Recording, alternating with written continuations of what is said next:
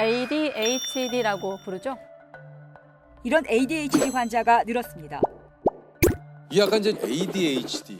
예. 요게 또 어떤 건지 좀 설명을 해주세요. 그거는 이제 자폐랑은 많이 다른데요. 네네. ADHD는 주의 조절, 그리고 행동 조절, 그리고 감정 조절. 이게 조절 능력이에요.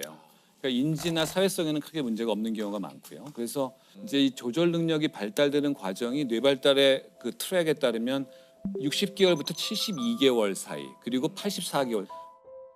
그러니까 우리나라뿐만 아니라 전 세계가 초등학교 들어가는 연령을 만 7세로 하잖아요. 네. 그게 너무너무나 과거부터 경험적으로 쌓여진 겁니다. 네. 이 정도 되는 나이 대 아이들이 조절 능력이 가미된 소통이 가능하다는 걸 안 거예요. 그래서 그때 학교를 오픈한 거거든요. 그러니까 그 시기가 될 때까지도 근데 행동 조절이나 정서 조절에 어려움이 있으면 그때는 주의력 조절 발달에 어려움이 있는지를 한번 걱정하실 필요가 있습니다. 하지만 너무 일찍 어린이집에 다니는 아이를 ADHD가 아닐까요 하고 오시는 분들도 또 많으시거든요. 요즘 또 이제 네. 방송에서도 그렇고 이제 많이 이런 또 이야기가 하시니까요. 많이 또 소개가 되고 하다 보니까 네. 내 아이가 혹시 오히려 건강한 아이들이거든요. 그런 자기 욕구 표현을 마음껏 하고 굉장히 기질적으로도 활발한 기질을 갖고 있고 그런 아이들이 ADHD라고 의심받아서 어린이집에서 약간 소외당하거나 그러면 거기에 대해서 걔가 또 화가 나니까 어린이집 선생님이나 아이들한테 화를 내는 그러니까 또 더 ADHD스럽다라고 얘기 듣는 이런 악순환을 저는 빨리 끊어야 된다고 생각합니다. 물론 아주 극단적으로 일찍 발병한 애들이 있긴 있어요. 그건 전체 ADHD의 1%도 안 됩니다.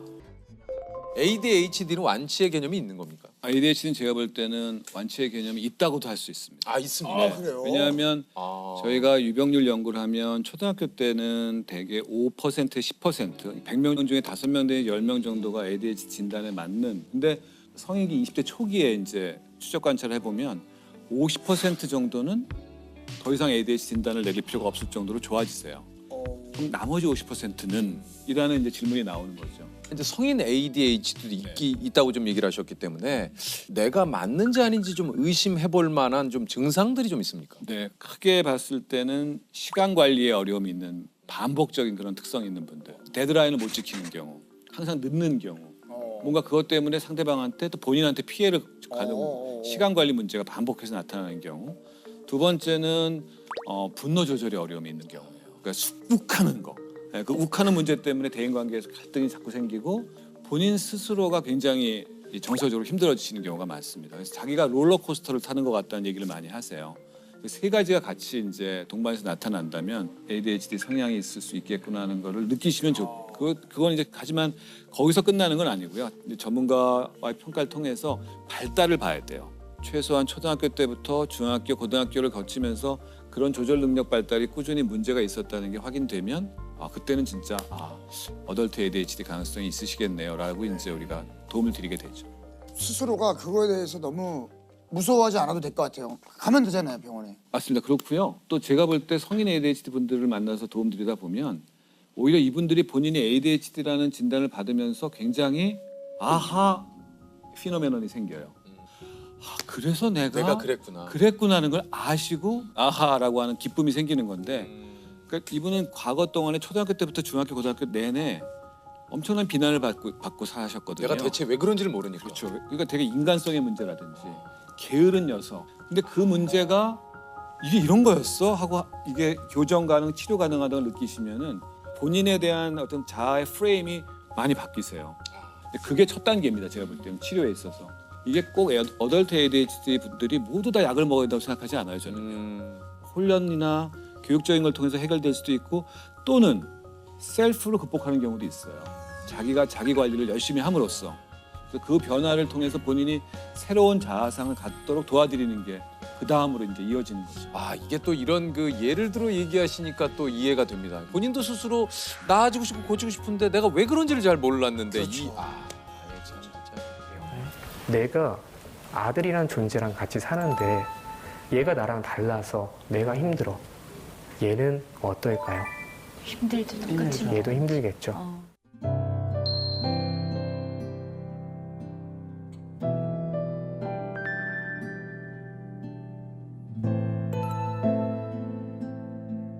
제가 현장에서 애들을 많이 만나면서 요즘 남자애들 만나면서 어떤 걸 많이 느끼냐면은 얘네들이 되게 짠할 때가 많아요. 뭔가 되게 잘하고 싶어요. 막 그리고 또 엄마나 선생님한테 자기가 잘한다는 것을 그렇게 보여주고 싶어 합니다. 근데 생각보다 잘 안 돼. 내가 뭔가를 하는데 잘 안 되는 거야. 근데 엄마는 내가 못하는 거 자꾸 주목을 합니다. 엄마의 마음은 뭐예요? 엄마의 마음은 너 초등학교 가서 이거 모르면 너가 힘들 수 있으니까 내가 빨리 극복시켜줄게. 근데 아들의 마음은 뭐예요? 엄마한테 인정받고 싶어요. 엄마 내가 이거 얼마나 잘하는지 보여주고 싶어. 그래 너 그건 되게 잘하니까 그건 조금 됐고 지금 일단은 네가 못하는 거 이거 조금 더 극복해야 돼. 세상이 이렇게 쉽지 않아. 이런 식으로 하면서 아들과 엄마의 약간의 미스매치가 있다더라. 그래서 저는 오늘 여러분들께 우리가 아이를 키우면서 알아야 될, 특히 남자아이를 키우면서 알아야 될 것 3가지에 대해서 좀 말씀을 드리고 싶습니다.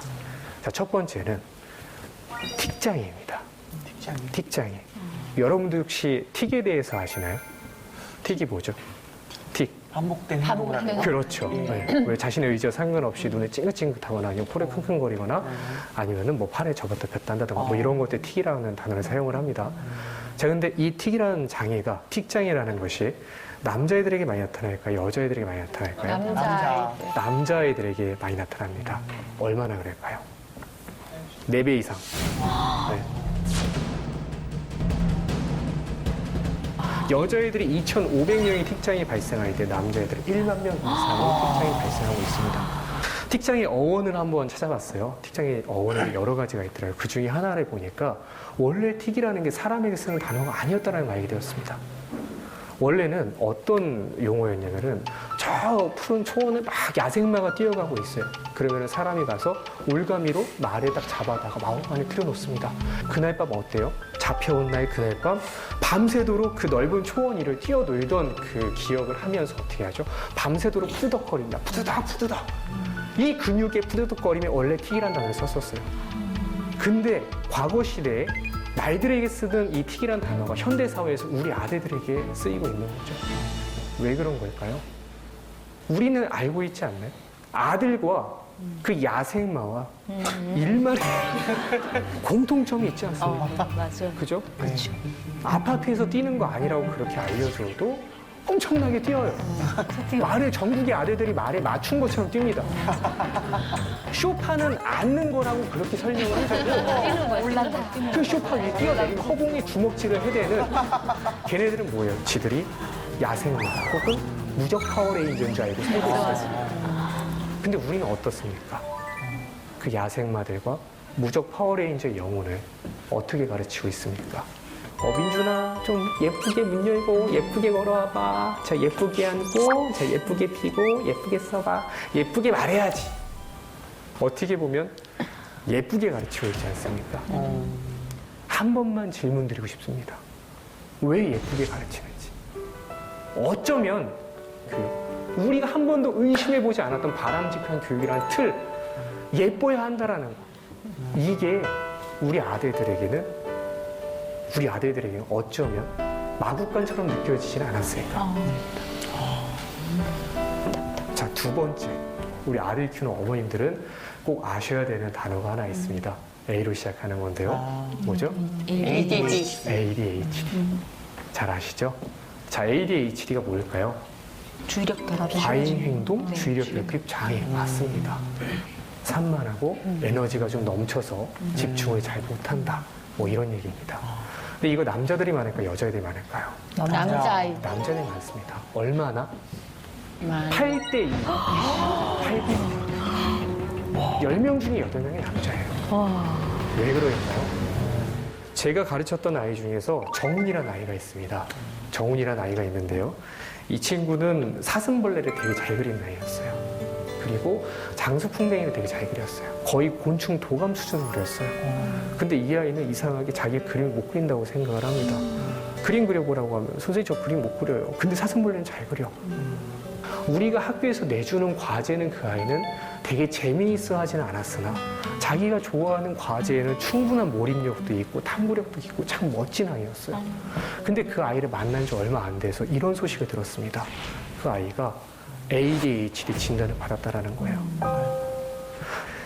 ADHD 진단을 받은 엄마의 마음을 아십니까? 그냥 우세요. 맞아. 그냥 우세요. 그래서 눈물을 흘리세요. 선생님, 우리 정훈이 그렇게 문제 있는 아이 아니잖아요. 그렇지 않나요? 선생님, 정훈이 진짜 문제 없잖아요 하고 막 우는데 내가 먹먹해. 내가 먹먹한 거예요. 내가 봐도 걔는 문제 있는 아이 아니었거든요. 저는 ADHD 검사는 꼭 받아야 된다고 생각을 합니다. 근데 우리가 치료해 놓기 위해 만들어 놓은 ADHD라는 어떤 이런 명칭이나 이런 것들은 아이를 치료하기 위해 존재하는 거 아닙니까? 근데 어떤 아이가 조금 잘못된 오진이나 혹은 잘못된 선택으로 해서 ADHD라는 이름을 받고 그걸로 인해서 힘들어한다라면은 저는 그것은 우리가 조금 더 반성해야 되지 않을까. 어른들이 조금만 더 조심해야 될 부분 아닐까라는 생각이 듭니다. 이 부분에서 또 가장 큰 문제 중에 하나는 뭐냐면은 ADHD 검진을 제일 먼저 하시는 분이 의사가 아니라는 사실이에요. ADHD 진단을 제일 먼저 내리는 사람이 누군지 아세요? 옆집 엄마. 옆집 엄마. 맞아. 아이가 ADHD인지 아닌지는 의사가 검사할 일입니다. 우리가 그렇게 관여할 일이 아니에요. 근데 애가 조금만 산만하면 우리 조금 쉽게 얘기하죠. 그렇죠? 쟤 ADHD 아니야? 이런 얘기. 정말 우리가 하지 말아야 될 얘기라고 생각합니다.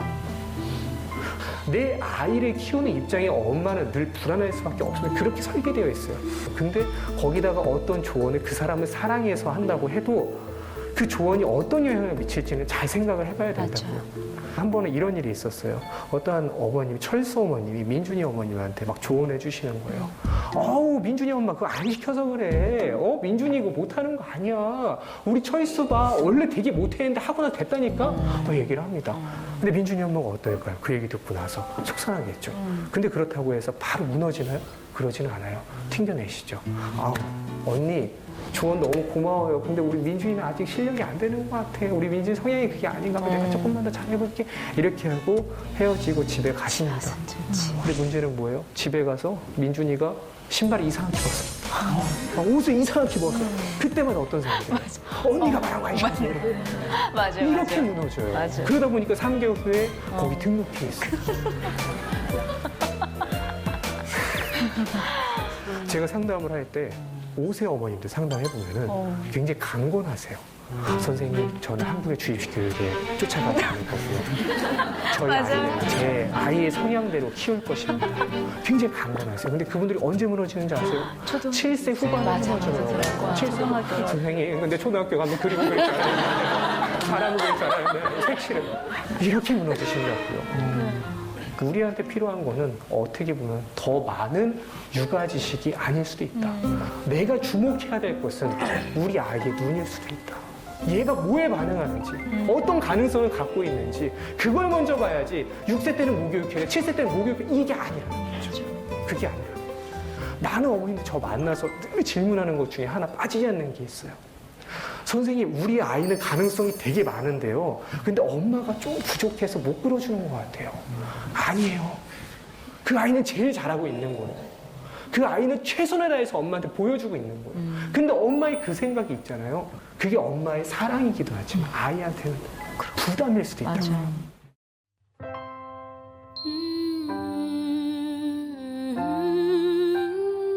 내가 더 잘해야 되는 것 같아. 내가 뭔가 더 보여줘야 될 것 같아.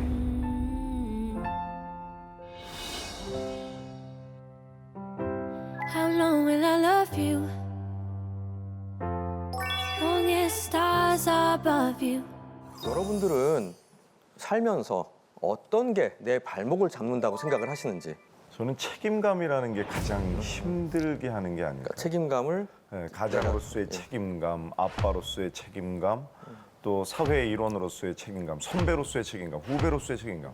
그 모든 것들을 당연히 내가 해야 된다는 그 책임감이 너무 짓누르지 않나라는 위에 생각이 한 들어요. 네. 20kg 좀 항상 짊어지고 다니고. 네, 좀 쉴 때도 있고 그냥 나 그대로 혼자만을 위해서 살아보고 싶은데 그런 책임감들 때문에 어쩔 수 없이 사라져야 하는 게 아닌가라는. 전 돈인 것 같은데요. 아, 돈. 그렇죠. 사실 집사람이 오늘 아침에 나오는데 그 학원비를 얘기를 했어요.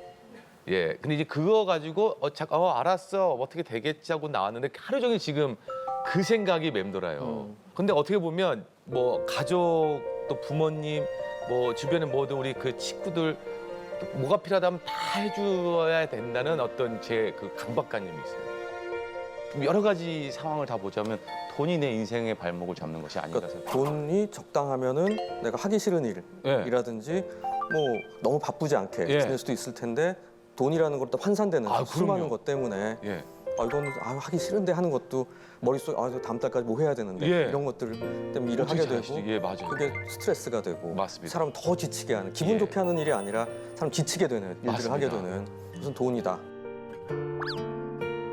저는 16살 때부터 방송을 시작했거든요. 그러니까 너무 어렸을 때부터 이런 사회적인 사람들과 이거를 많이 겪다 보니까 인간관계 뭐 이런 것들이 좀 저를 좀 힘들게 하는 것들. 어디선까지 다가가야 될지 어디에서 멈춰야 될지를 이게 자꾸 마음이 닫아지더라고요. 근데 저는 제가 요즘 지난 10년 사이에 특히 만나서 상담을 해본 우울하고 불안하고 스트레스 받아서 잠을 못 자야 하는 분들 중에 70%는 결국 열심히 최선을 다해서 완벽하려고 하다 지친 분들이에요. 열심히 하면 우리가 아는 지금까지 삶의 방식이 이런 겁니다. 실력이 늘죠. 그러니까 애들 공부하는 거 이런 거잖아요. 그러면 성취감을 경험해. 잘 됐다. 50점 하다가 70점 되면 너무 좋잖아요. 성취감을 경험하고 안정과 성공이 옵니다. 그럼 인정받아요. 그럼 더 열심히 해요. 그러니까 지금까지 우리 사회에서는 당연히 열심히 하면 그걸 얻을 수가 있었습니다. 우리 열심히 하는 것만큼. 근데 지금 젊은 분들, 내지는 지금 한참 열심히 해야 되는 분들은 티가 안 나요. 내가 90점이 된 다음부터 1점, 2점 올리기 참 어렵죠. 우리 그런 좀 많잖아요. 토익도 그렇고 토플도 그렇고 어느 정도 된 다음부터는 1점 올리는 게 참 어렵습니다. 그러니까 옛날에는 우리가 40점짜리, 50점짜리 나라 같았어요. 근데 그 70점, 80점까지는 금방 갔습니다. 근데 90점이 된 이후부터는 해도 속도가 안 나요. 티도 안 나요. 근데 조금만 잘못하면 뒤로 밀릴 것 같아요. 무서워요. 왜냐면 남들 다 열심히 하거든. 그러니까 보통과 평균 값이 올라가고 있다는 거죠. 저랑 만났던 상담하는 친구들 중에 전 청소년들하고 대학생들이 많은데요. 굉장히 흥미로운 얘기를 한 적이 있어요. 작년 요맘때쯤. 선생님, 전 태풍이 제일 부러워요. 왜 그랬을까요? 태풍이 불어올 때도 있긴 있었죠. 예. 고칠 것이 없으니까 가고 싶은 대로 밀고 가버리니까. 저는 처음에는 태풍 오면 학교 안 가서 이런 얘기 할 줄 알았는데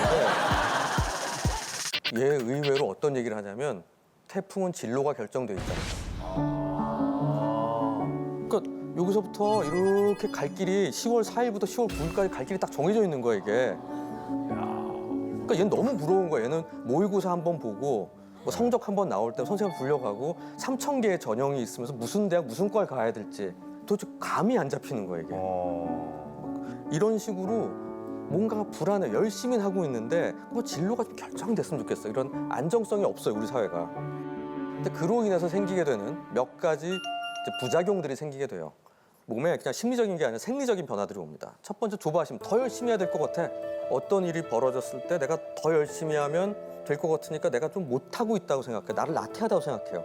조바심이 나요. 두 번째로는 시야가 좁아집니다. 즉 열심히 살면 앞을 보는 능력이 떨어지니까 좀 멀리 봐서 내가 앞으로 이렇게 가야지 라는 게 안 보여요. 우리 등산할 때 지쳐서 등산하면 앞사람 빨간색 옷 입었어 이거 기억 안 납니다. 그럴 때 있으시죠? 그러니까 좀 산도 좀 보다가 좀 편하게 김밥도 좀 먹고 가자 이러면 좋은데 막 회사 등반대야 열심히 가다 보면 앞사람 등이 뭐모 브랜드의 빨간색 옷이었어 이거밖에 기억이 안 나는 거예요. 시야가 협소해지는 일이 생기게 된다는 겁니다. 그러면서 또 조바심이 나는. 그러니까 열심히 하지만 하나도 만족스럽지가 않고 그냥 지치기만 하는데 지치면 나 기분 좋다 하면서 기분 좋게 지쳐야 되는데 자면서도 더 열심히 했어야 되는데 난 이거 갖고 어떻게 하려고 그래. 착한 사람들이 더 그래요. 근데 그러면 어느 순간 어떻게 될까요? 확 가서 나 이러다 죽을 것 같아. 나 이러다 죽을 것 같아요. 아까 말한 책임감 같이 나 혼자 좀 제발 좀 살려주세요. 혼자 뿡 하고 도망가고 싶어요. 우리 비행기에서 탁 눌러가지고 비상탈출 해가지고 팍 나가고 이 비행기 난 책임지고 싶지 않아. 용하세요. 예. 타고 날아가고 싶어. 1년만 혼자 해외여행 갔다 오고 싶어. 다 잊어버리고 지내고 싶어. 그런 마음이 하루도 몇 번씩 생기게 됩니다. 자, 보시면 원래 스트레스는 좀 받아주는 게 좋아요. 시험 전날 우리 좀 긴장하잖아요.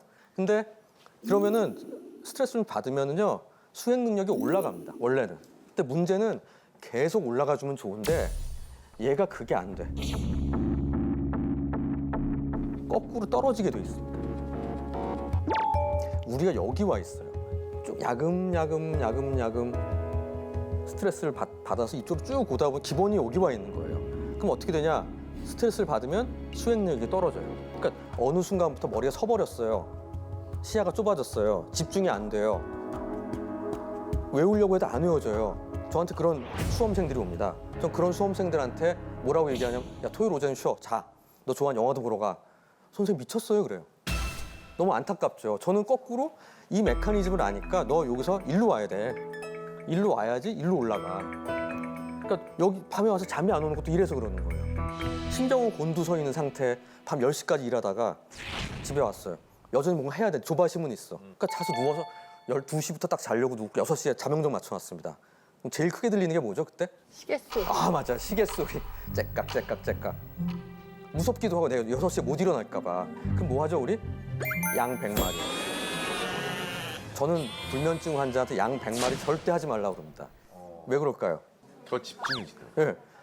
이런 사람들이 강박적이고 완벽한 사람들이기 때문에 74, 75, 76, 78, 79 하다 헷갈리는 거야. 그럼 또 한 마리, 2마리, 3마리. 나중에 안 잊어버리려고 표시까지 해요. 네. 그러면 어느새 6시가 돼 있죠. 새하얗게 하루를 새버리는 일이 벌어진다는 겁니다. 불면증으로 오신 분이 있는데 낮에는 커피 입으로 살아요. 세칭 우리 벤티라는 거 있잖아요. 큰 거. 그거 한 3개 먹어요. 그다음 저녁이 되면 잠이 안 올까 무서워서 맥주를 마시기 시작해요. 그러면 수면제를 달라고 저한테 오신 거예요. 그럼 카페인을 이만큼 집어넣었으니까 당연히 잠이 안 오지. 근데 이 시간도 자기 일을 해야 돼. 집중을 해서 일을 해야 된다는 거예요. 열심히 살지 않으면 어느 순간부터 우리는 죄의식을 갖게 됩니다.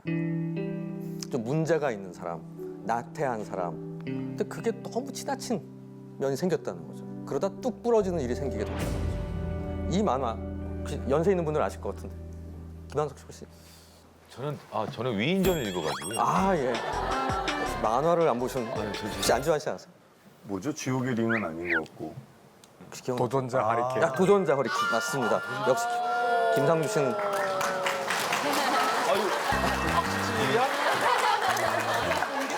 아니 뭐 만화 맞췄다고 박수. 제가 연세가 좀 있어요. 예. 이게 굉장히 오래된 일본 만화입니다. 근데 이제 헝그리 복서예요. 이제 세계 챔피언이랑 15회까지 끝까지 갔습니다. 가서 15회 끝난 다음에 머리가 허옇게 새버리면서 이 자리에 죽어요. 비극적으로 끝나는 결말인데 이때 대사가 하얗게 불태워, 새하얗게 태워버렸어 나를. 그 단어 그건 들어보셨죠? 그 말은 나를 다 태워버렸다. 번아웃이라는 단어가 있습니다. 다 타버렸어. 자, 이 옆에 있는 이 사진은 모닥불입니다. 근데 이게 언제쯤일 것 같으세요? 모닥불 우리 MT 같다고 치면 새벽녘 그렇죠. 처음에는 나무를 산같이 쌓아놓으면 석유 확 붙잖아요 우리가. 그게 우리 아마 스트레스 받는 것 같은 거예요. 스트레스 받으면 불이 더 나잖아요. 근데 우리 새벽쯤에 다 자러 갔고 내가 꼬시고 싶은 아가씨가 있어가지고 나가서 맥주 한잔 하자. 그래서 딱 해서 오빠 추워요 그러면 여기 불이 오빠 불 좀 키울게 하면 석유를 확 부어. 그럼 어떻게 되죠? 확 올라와요. 올라오지 않고 태울 게 없으니 꺼져버리는 수가 있어요. 뭐 태울 게 있으면은 안 해봐서. 그쵸? 안 해보셔가지고 딱 다 같이 즐겁게 놀고 다 주무셨구나 다. 전 자던 쪽이라. 예, 그전 이미 취하셔가지고 다 주무셨나 봐요. 자, 이런 식으로 더 태울 게 없는 거예요. 태울 게 없는 상태가 될 땐 스트레스를 받는, 즉 석유를 뿌려도 효과가 없어. 그 이전 단계에 막 조바심을 내고요. 막 안절부절 못할 땐 괜찮아요. 그럼 그때 돌아오면 돼요. 그때까지는 그냥 상황적인 면이에요. 근데 이런 상태가 올 것 같은 느낌이 올 때가 번아웃 증후군, 번아웃 근처에라고 얘기하게 되면 우리가 뭘 하게 되냐? 에너지를 덜 쓰는 방향으로. 나 하나 혼자 살기도 너무 힘드니까 에너지 기빨리는 걸 안 하려고 그래요. 그러면 혼밥. 친구랑 밥 먹는 것도 싫어. 맞아.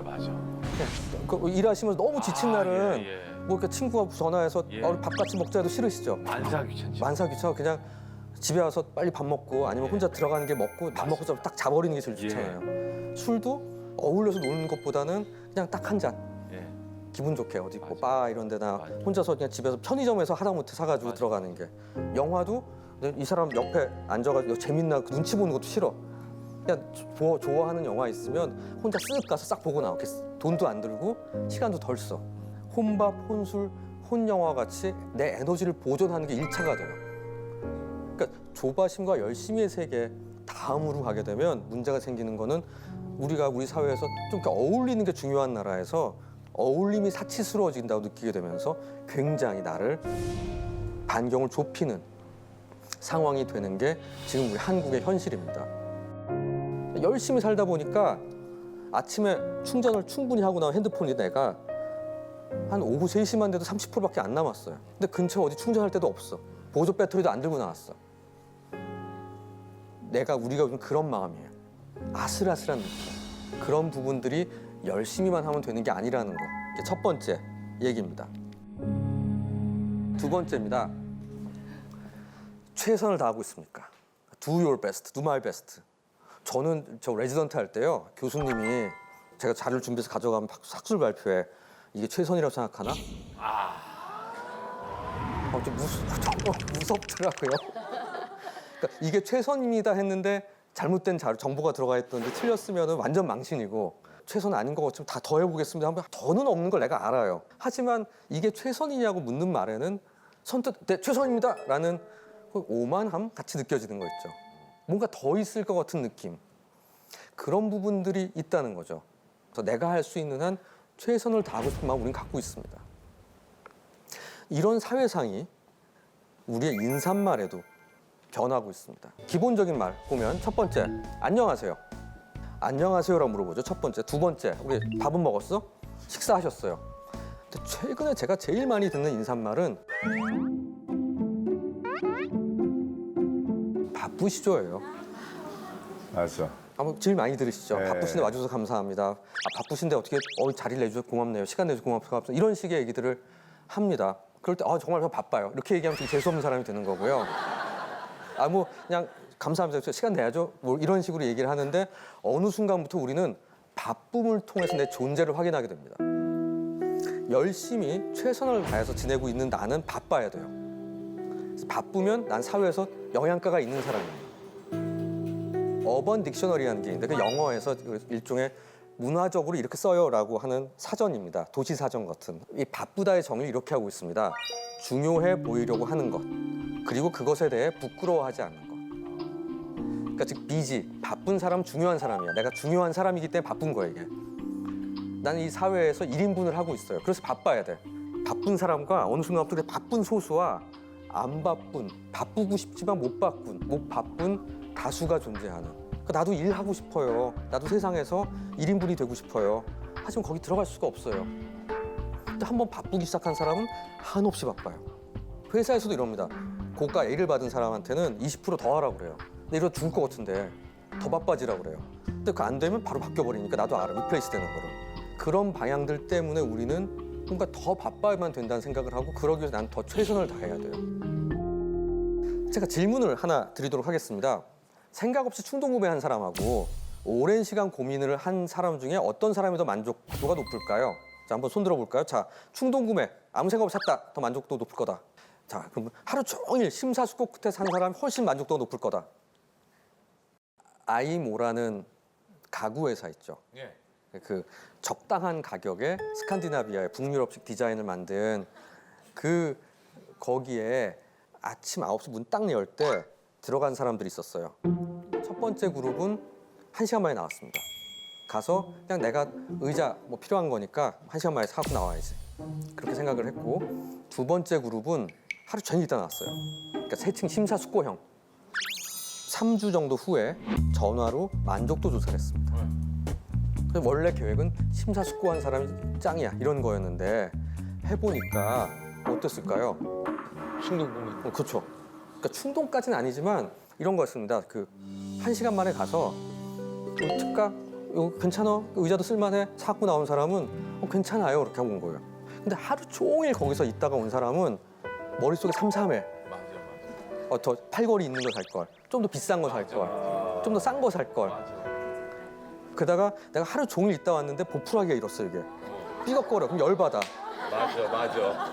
무엇보다도 내가 여기 하루를 보냈는 데가 굉장히 중요한 이슈가 된 거예요. 즉 최선의 선택을 우린 원합니다. 선택을 할 때. 하지만 만족도는 거기서 오는 게 아니라는 거죠. 왜냐하면 고민도 비용이기 때문에. 최선, 차선, 차악, 최악입니다. 어차피 인간의 선택은 4가지밖에 없어요. 간단하게 보면. 당연히 최선 선택을 해야지라고 생각하지만 그게 아니라는 거예요. 첫 번째는 최선의 선택을 하기 위해서 너무 많은 고민을 출발점에서 합니다. 10가지 생각을 하고 가는데 그때는 선택이 최선인가 몰라. 가다 보면 10개 중에 1개라도 틀리잖아요? 그럼 그때부터 만족도가 확 떨어져요. 왜냐면 그때 이 비용이 들었으니까 이건. 그리고 가면 갈수록 가는 과정에도 더 나은 게 있을 거란 생각을 하지 않을 수가 없습니다. 머릿속에 그걸 담고 살게 돼요. 이게 우리가 최선의 선택을 해야 된다. 우린 최선을 다해야 된다에 열심히 하는 것도 있지만 좋은 선택을 하기 위해서 고민하는 부분들의 문제점입니다. 바로 그런 부분들 때문에 우리 머릿속은 항상 최선에 대한 고민 때문에 머리가 아픈 겁니다. 저는 이렇게 이 고민 많은 분들 보면 저기 트렁크에 쌀가마니에 3개 싣고 다니시는 것 같아요. 밟아도 안 나가는 거야, 차가. 머릿속 고민이 가득하니까. 근데 고민이 뭐냐? 뭐가 더 최선일까? 더 잘해보고 싶은 거야, 이게.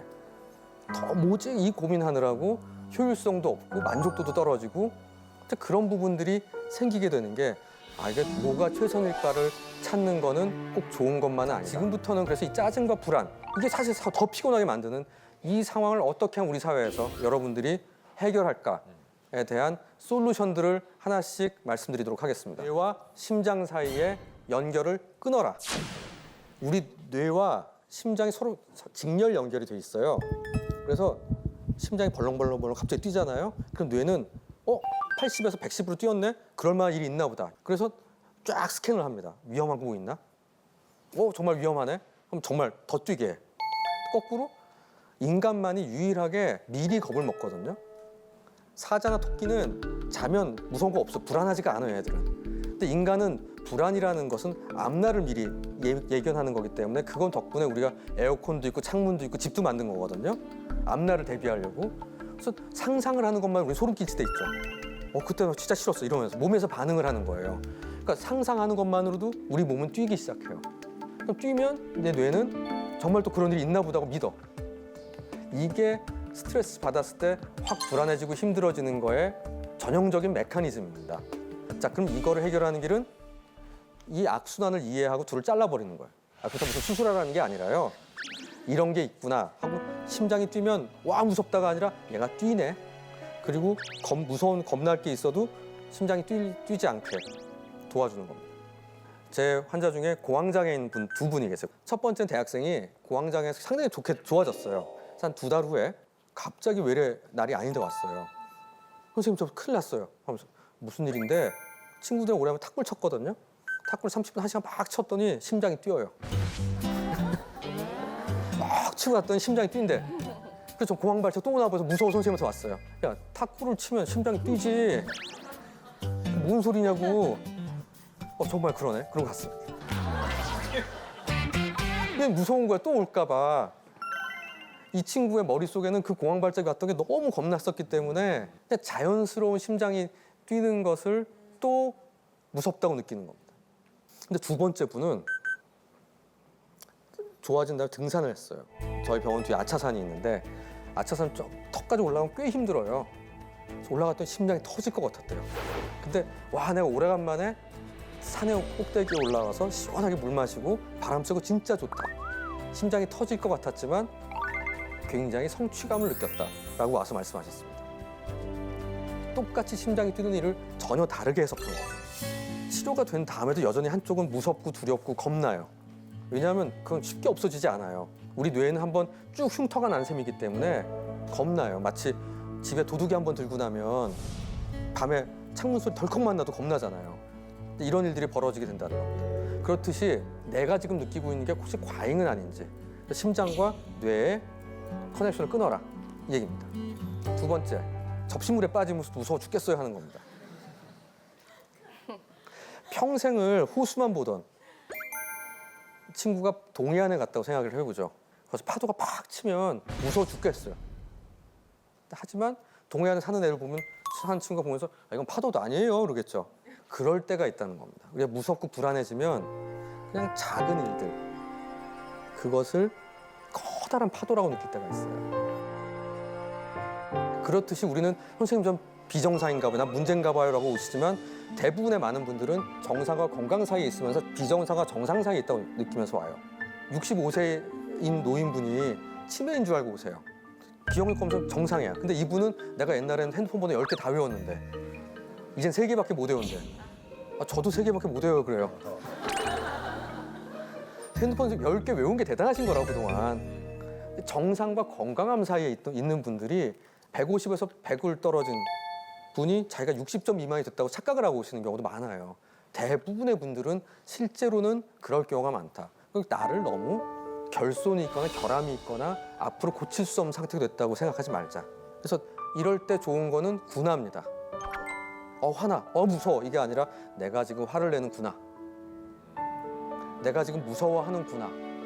그렇구나라고 생각하면서 일단 지켜보게 되면 사실관계가 보이면서 조금 객관화시키는. 그러면 이제 이거 넘어갈 수 있다라는, 아니면 내가 대응을 해야 될 문제인지 어떻게 할지를 보게 됩니다. 평균 경력 22년인 판사들의 10개월 동안 1112건의 가석방 여부를 심사했습니다. 가석방을 해줘도 그만 안 해줘도 그만이에요. 평균 6분에 1건씩 하루 수십 건을 처리하는데 흥미로운 건 오전 첫 시간엔 가석방률이 65%예요. 10명 중 6명 너 집에 가. 근데 점심때가 다가오면 20%로 떨어져요. 그리고 또 밥 먹고 나서 1시부터 65% 다시 올라가. 5시쯤 집에 갈 때 되면 또 떨어져. 그럼 이 사람은 무슨 지킬 박사와 하이드냐. 그게 아니라 배가 고파서 이래요. 우리 뇌는 1.4kg짜리 작은, 정말 조그만 2%짜리 기계예요. 근데 얘가 20% 써요. 그러니까 내가 2000칼로리를 먹으면 400칼로리는 뇌가 써요. 그러니까 배고프면 어떻게 되냐? 뇌가 제일 먼저 에너지가 떨어져. 그러니까 얘는 열심히 생각을 안 하려고 그래. 기본만 하려고 그래. 그러니까 내가 성격이 이상해지는 게 아니라 그냥 기름 떨어진 거예요. 자동차가 다 쓰면은 차 버려야 되나가 아니라 기름 떨어졌나 먼저 생각해야 되듯이 배터리 달았다. 근데 우리는 그렇게 더 열심히 하려고 그래. 그러다 보니까 짜증이 나. 그러니까 관대하게 생각하면서 넌 집에 갈 수 있어 이런 얘기를 안 해주고 다 채운 사람만 딱 되고 안 사람은 안 돼. 너는 아무리 저 어린애가 집에 있고 할머니가 혼자 애 보고 있어 제가 나가서 일해야 됩니다. 제가 1년 중에 8개월 다 했거든요. 안 돼. 귀찮아. 안 돼. 말 많어. 안 돼. 이렇게 돼버린다는 겁니다. 이 얘기는 뭐냐면 배고프면 사람 이상해진다. 혈당 떨어지게 보충하자. 그러니까 특히 여성분들 다이어트 너무 심하게 하지 말자. 그다음 긴 회의, 혹시 긴 방송 사이사이 좀 드시면서 먹어가면서. 왜냐하면 우리 뇌가 나란 사람이 탐욕스러워서 그런 게 아니라 당이 떨어지면 뇌가 제일 먼저 반응을 하고 이 뇌가 힘들어한다. 뇌가 힘들어하면 내가 예민해지는 걸 떠나가지고 가장 보수적인 생각만 하게 돼서 그냥 아주 기본빵만 한다. 기본적인 거.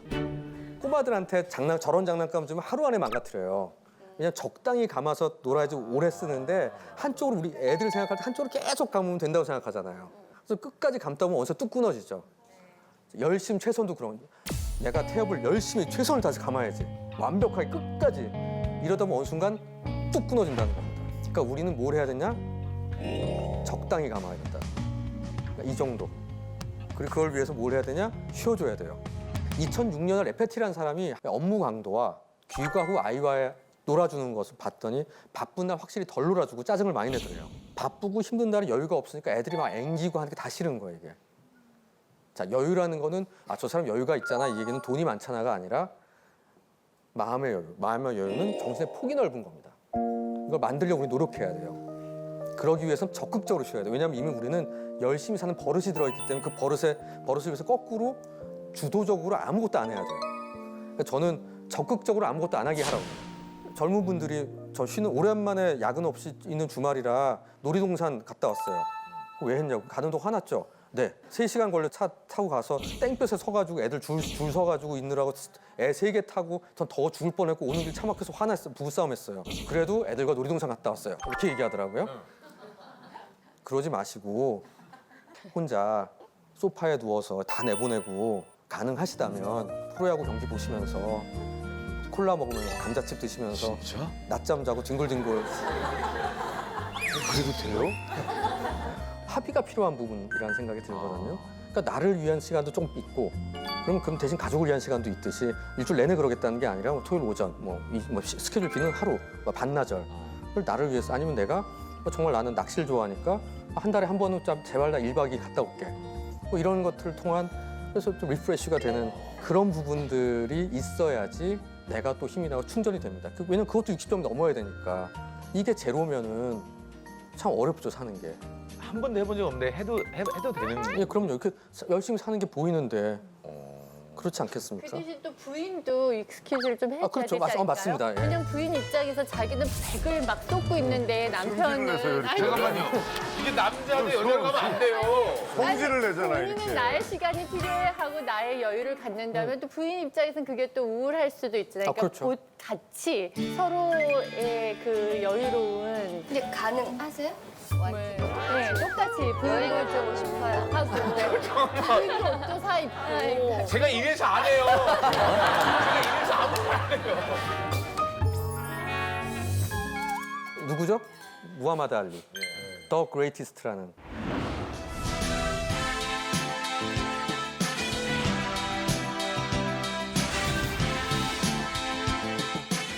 무하마드 알리가 조 프레이저한테 진 적이 있습니다. 그때 기자회견에서 이런 얘기를 했어요. 국민 여러분 죄송합니다. 그런 게 아니라 내가 질 수 있다는 것을 보여주는 건 어린이들에게 꿈과 희망을 주는 거다.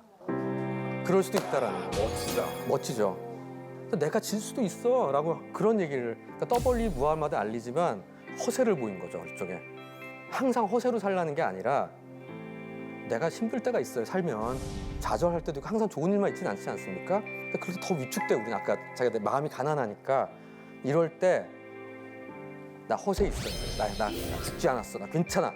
그러니까 막 자꾸 당하고 저놈이 치고 나서 넘어지고 깨져가지고 피곤한데 이러 죽을 것 같아. 나는 아무도 만나기 싫어. 이럴 때 그럼 더 이러고 있어야 돼. 그게 아니라 잠깐 나 괜찮아. 나 죽지 않았어. 이럴 때일수록 깨끗하게 옷 입고 지갑에 돈 조금 넉넉하게 갖고 다니고 그다음에 나 혼자 거울 보면서 괜찮아. 3번씩 얘기하고 그런 허세. 약간의 허세는 필요하다. 자, 아까 최선은 안 된다고 그랬잖아요. 그럼 최선 말고 뭐 하란 말이냐? 차선 그게 아닙니다. 최악이 아님을 제껴라. 자, 최선은 갖고 최선 머리 아픈데 최악이 아닌 거. 이것만은 아니야. 쉬워. 이건 하나나 2개만 제끼면 돼요. 때리는 놈, 폭력, 폭언 절대 안 고쳐져 이건. 제가 20년 정신과 의사로 보는데 나쁜 버릇이야 이거. 그런 사람은 아무리 나머지가 좋아도 하지 마세요. 그렇듯이 내가 절대 최악이라고 생각한 이것만은 안 돼. 한두 가지 제끼자는 거죠. 그러고 나면 편해져요. 일단 그러면 심한 결격사는 없잖아요. 그걸 뭐 더 심각하게 생각하자는 거죠. 그럼 차선과 차악이 남아. 그럼 당연히 차선이지가 아닙니다. 내가 마음 가는 거. 좀 더 결점이 많더라도 단점이 많더라도 이게 더 좋아. 마음 가. 그럼 그거 하면 돼. 좋아하는 거 해야 돼요. 왜냐면 그렇게 하면 오래 할 수 있습니다. 김태훈 씨가 그 배철수 아저씨한테 초기에 이런 질문을 했대요. 고민이 너무 많았던 거예요. 자기 팝 컬럼니스트고 사실 그게 안정적인 일은 아니니까 어떻게 하면 될까요? 그랬더니 배철수 씨도 그 DJ를 하시면 처음에는 자기가 DJ 전문 DJ도 아닌데 그 일을 한다는 거에 대해서 태클도 많았다고 그럽니다. 야, 네가 좋아하는 일이면 오래 해. 오래 하면 너한테 뭐라 그러던 놈들 다 사라져. 그런 말을 했던. 그게 중요한 겁니다. 좋아하는 게 있으면 결점들, 단점들, 결함들, 태클들 넘어갈 수 있어요. 근데 조금 더 이게 좋잖아라는 마음으로 마음에 안 가는 건데 해. 그럼 오래 못 해요. 이 선택을 오래 지향하지 못해. 자, 그러니까 최선 어렵다. 최선만 찾지 말자. 비용이니까. 최악 제껴라. 그럼 차선 중에 차악 중에 마음 가는 거 해라. 그러면 오래 할 수 있다. 오래 하면 어느 정도 쭉 간 다음에 그 시점에는 이게 최선이었겠다라고 판단을 내릴 확률이 매우 올라간다. 만족주의자는요, 이너프. 60점 넘으면 돼. 패스 올 페일이에요. 60점 넘으면 땡큐. 최상주의자는 뭔가 더 나은 게 있을 것 같아. 나는 만족주의자에 가까운 삶을 살고 싶어라고 생각하시는 분. 예, 좋습니다. 나는 최상주의자에 가까운 삶. 예, 저는 최상주의자들을 노력해요. 더 좋은 게 있지 않을까 생각합니다. 하지만 만족주의자로 살려는 분 미안하지만 아빠, 좋은 아빠, 막 최고의 아빠일 수는 없는 것 같아요. 막 6시만 가서 애들 공부 봐주고 대신 학원 대신 공부시키고 이런 거 못해요 저는. 이렇듯이 내가 할 수 있는 한을 최소한 하고 60점을 넘어갔으니까 난 돼. 그럼 그 남는 얘들을 최상주의자가 되기 위해서 사용할 에너지를 갖다 박는 거예요. 그러면 이거는 정말 내가 그동안 하지 못했던 거 그 이상을 할 수 있어요. 자, 이런 식의 선택적 집중. 그러니까 나는 만족주의자로 살아야지. 이런 것도 아니고 난 최상주의 더 열심히 해야 돼가 아니라 이 두 개를 우리 모두 할 수 있습니다. 선택의 문제에서 최선의 선택과 마찬가지로 대부분의 삶을 저는 한 이 정도면 땡큐 하고 지내는 방향으로 가되 거기서 모은 남은 에너지들을 최상주의자로 살아야 힘 줘야 될 때 빡 줘서 거기선 한계를 뛰어넘는 성취감을 느껴보시길 바랍니다. 김한석 씨 보실 때 본인은 어떤 그릇 같으세요? 속 좁은 애가 있죠. 속 좁은 애? 예, 예. 아유 어떡해요. 저보다 더 좁죠, 저는. 저보다 이보다 더 작은. 최상 속 좁은. 저 소주잔보다 작은. 예, 예. 그렇게 사실 조금만 부어도 탁 넘치는. 예, 예. 자, 우리 먼저 내가 그릇이 커야 되는데 라는 생각 버립시다. 그건 이런 사람이 있는 거예요, 그냥 존경합시다.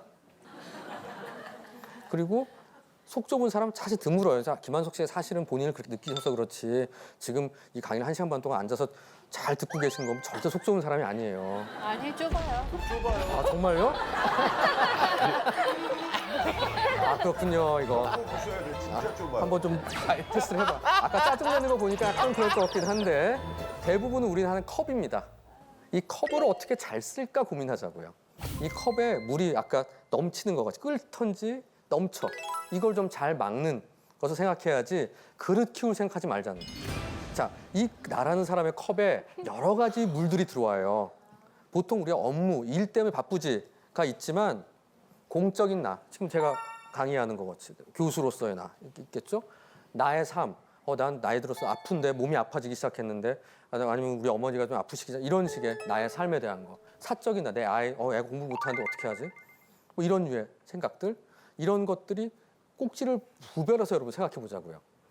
자꾸 일에 대한 것만 생각하지 마시고 아니면 학생일 때 공부만 생각하지 마시고 이런 4개의 꼭지들이 있습니다. 근데 하나씩 꼭지가 갑자기 확 올라올 때가 있는데 이때는 다 견뎌내요, 우리는. 근데 2개가 켜질 때가 있어요. 갑자기 하나 콸콸 할 때는 드물고요. 2개가 갑자기 있을 때 물이 넘칩니다. 예를 들면 회사에서 마감이 있어서 일이 많아졌는데 어머니가 갑자기 입원하셨어요. 이런 일 같이 있을 수 있는 2가지 일이죠. 아니면 친구랑 좀 다툼이 있는데 윗집에 파이프가 터져가지고 아랫집 물바다가 됐어. 뭐 이런 일들이 있을 수 있겠죠. 자, 이런 일들이 있을 수 있다라는 거. 또 하나는 어떻게 하면 넘치냐. 아이스 아메리카노를 먹으면 얼음 넣으면 물 조금만 넣어도 금방 넘치죠. 얼음 같은 게 있을 때가 있어. 자, 그게 뭐냐? 일시적인 괴로움이에요. 근심거림. 예를 들면 집주인이 갑자기 난데없이 전화해가지고 2달 안에 1억 올려주세요. 뭐 그런 거 있잖아요. 어떻게든 해결할 문제인데 이거랑 좀 다른 거죠. 갑자기 콸콸한다기보단 그냥 그 근심거리가 하나 생기니까 물이 또 넘치는. 근데 컵을 늘린다고 해결은 안 된다고 그랬잖아요. 자, 이런 것 안에서 넘치지 않게 어떻게 하면 좋을까? 그건 제일 먼저 조이는 건 나의 사적인 나부터. 내가 어디 총무야, 친구들 모임에. 그것부터 안 하는 거예요, 과감하게. 그러기 위해서 뭐가 필요하냐? 미움받을 용기. 그동안 내가 해온 게 있으니까 저것들이 날 죽이지 못할 거라는 생각 갖고 과감하게 이거 못하겠어요라고 얘기를 해야 되는데 어떤 사람은 싫어 못할까요? 착한 사람. 그러니까 미움받을 용기가 가져야 돼요. 나 싫어. 못해. 그런 걸 가지고 과감히 틀어 잠그면 나머지 애들이 조금 잠잠해질 때 다시 틀면 돼요. 관계는 쉽사리 끊어지지 않아요. 근데 그게 한 번 안 갔다고 끊어지면 그 관계는 안 하는 게 나아요. 무엇보다 그 삶과 일의 그 다음으로 중요한 건 밸런싱입니다. 밸런싱을 가지고 우리가 살아가야 될 필요가 있습니다. 그러니까 우리도 어느 순간에 양쪽을 다 잘하려고 하다 보면 힘든 시기들이 와요. 근데 그럴 때 한번 생각해 봐야 되는 건 밸런싱인데 그 밸런싱을 통해서 우리가 뭔가 변화를 원합니다. 근데 이 변화는 뭘 하나 안 하는 것일 수도 하는 것일 수도 있는데 그 변화는 얼마큼 하냐. 보통 한 달 하다 멈출 때가 되게 많죠. 피트니스 가가지고 한 달 하고 아이 사람 빠져 과연 안 돼. 그래서 누가 습관을 만든 석 달의 법칙이라는 연구가 있습니다. 그러니까 습관이 만들어지는 게 뭐냐면 저항 없이 그 행동을 하게 되는 거예요. 전에는 할까 말까 했는데 이제 기분이 아무 생각 없이 해. 예를 들면 지하철 한 정거장 앞에 내리기, 아니면 6시 반에 영어 듣고 출근하기. 그것을 하는 걸 보니까 평균 66일, 그러니까 2달 반 정도 걸리면 2달 조금 넘게 하면 중간값이 나오는데 얼추 한 석 달 정도라고 전 말씀드려요. 석 달이면 대부분의 사람이 달성을 합니다. 자, 그렇기 때문에 뭘 하기 시작하면 석 달 하세요. 오늘 긴 시간 동안 말씀드린 거 여러 가지 테크닉들이 있는데 그것을 그냥 한 달 해보고 안 돼 하지 마시고 석 달만 하시면 하나씩 내 거가 돼요. 이런 식으로 엄청난 큰일이 벌어지는 게 아니라 하루를 쌓아서 날 만드는 겁니다. 보통 뉴스에 그런 거 나오죠. 로또 당첨돼서 수십억 번 사람이 1년 있다가 어떻게 되나. 되게 우리 잘 살았어 이런 뉴스가 안 나오죠. 다 뭐 잘 안 됐다, 불행하더라. 실제로 연구를 해봐도 한 번 커다란 행복이 오는 것보다 매일 작은 게 자잘하게 쌓이는 게 그 사람 건강에 훨씬 도움이 된다라는 말씀을 하듯이 오늘 아마 오늘 여기 오셔서 저랑 같은 시간 보내는 게 오늘의 행복 있을 수 있을 것 같을까요? 그럴까? 알 수 없죠. 이때 가져야 될 마음가짐 마지막으로 몇 가지 말씀드리고 싶습니다. 첫 번째, 여러분은요 생각보다 강해요. 뭔가 트라우마를 받았어요. 이런 얘기 많이 하잖아요. 내 인생. 근데 트라우마가 있을 수 있는데 30세 이후에 받은 인생의 어떤 트라우마라고 얘기할 만한 정신적 외상으로 그 사람 성격 전체가 변하거나 인생이 망가지는 극히 드뭅니다. 아주 꼬마들은 문제가 되겠지만 여러분들은 생각보다 강해요. 대부분의 경우는 나라는 자동차에 범퍼가 나가거나 팬더가 나가는 약간 구부러지는 정도지 폐차할 정도의 일은 참 일어나지 않습니다. 우리는 생각보다 강하다. 나는 의외로 강하다. 두 번째, 완벽에 대한 포기를 좀 하자. 그러니까 마음의 건강함과 정상성은 완벽해지려고 최대한 노력을 해요가 아니라 완벽할 필요가 없다는 것을 인정하는 데서 시작된다고 봅니다. 저는 우리 완벽할 필요가 없어요. 그렇기 때문에 완벽을 포기하면 훨씬 편해지고 내가 완벽을 포기하니까 저 사람이 완벽하지 않은 것도 인정할 수가 있어요. 근데 내가 완벽하려고 그러면 저 사람 완벽하지 않은 사람은 인간도 아니야. 그러니까 얘가 무슨 말을 해도 듣고 싶지도 않아. 근데 나도 완벽하지 않고 저 사람도 약간 다 결함이 있어요. 조금씩. 그러니까 이 사람 말도 들을 만한 게 있고 그러니까 함께 좀 하고 싶은 마음이 있고 스트레스 받으면 일단 우리 같이 좀 해볼까? 이런 공감, 연대 이런 것들이 가능합니다. 그리고 인생은요 불완전해요. 저한테 면담, 상담하러 오신 분들이 많은 분이 하는 말이 선생님 저 같은 사람 처음이죠예요. 그러니까 나같이 이상한 너무나 괴롭게 지낸 사람은 처음이죠라는 얘기 듣고 하시고 제가 인정하길 바라요. 그러니까 우리는 비극의 주인공이고 싶을 때가 많아요. 그 누구도 경험해보지 못한 비극의 주인공이에요. 근데 그게 아니라 있을 수 있는 불행이 일어날 수 있습니다, 우리에게. 근데 그걸 우리가 안고 살아가는 거고 그걸 지울 수도 없어요. 그래서 그걸 인정하는 걸 통해 우리 여유가 생겨요. 저는 아무리 내가 안전하게 몰아도 중앙선 넘어오는 차에 갖다 받치면 할 수 없다. 근데 크게 안 다치고 차만 망가졌으면 정말 다행이지. 이런 생각을 할 때도 있는 거죠. 그러니까 내가 부주의해서 내가 더 잘할 걸 그건 상관없는 거죠. 그럼 내가 밖을 안 나가야 되는 거죠.